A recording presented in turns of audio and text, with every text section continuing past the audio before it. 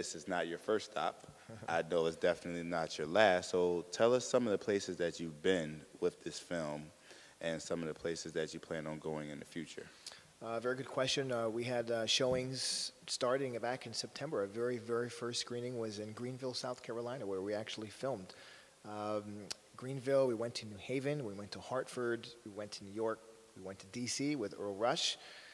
We went up to Providence, we went back to New York, we went to Chicago. And we've had several private showings in Boston and Miami, Richmond, Virginia, Charlotte, North Carolina. But then overseas, Cali, Colombia, you have San Juan, Puerto Rico several times. People have viewed the movie.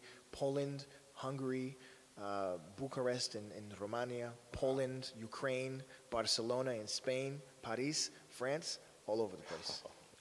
Wow, that's amazing. And that's already has happened. Where we're going with this, you know, I don't know that there's too many cities that we have not already been to, but it raises a good question.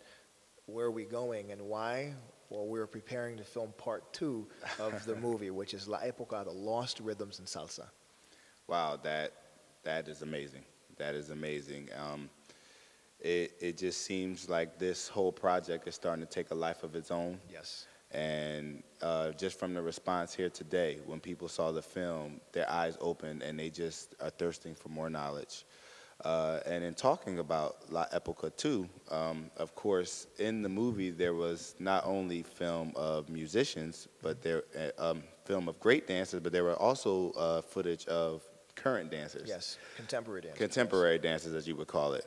So I know that for the filming, you're going to want other dancers an opportunity to be a part of the movie, just as the ones there. So what are some current events that are going to come up where you will be filming?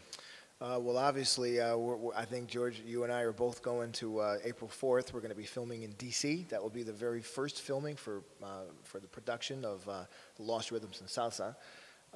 After that, we intend to go down to Miami. We'll be working with Cuban Pete's partner, Barbara Craddock. And we intend, actually, to take a trip to Havana, Cuba. And we'll be filming dancers there, because a lot of people will say, they dance on 3 in Cuba, and they dance in this. So I'm going to go and put it to rest and film the dancing in Cuba.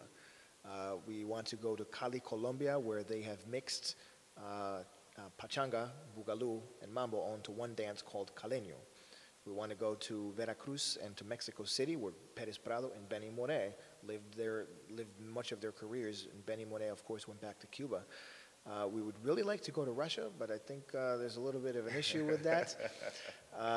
And we intend to go to Barcelona. I want to go to Poland. But even here in the United States, I would like to go back up to New York and definitely film in D.C. and other cities.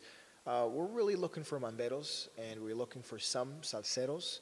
We're not looking for performers necessarily. We're just looking for people who have an appreciation for the dance and just have a passion for it. But we are looking for skilled dancers, seasoned dancers who know what they're doing to help us to justify in the movie and to demonstrate how dance has evolved. Okay.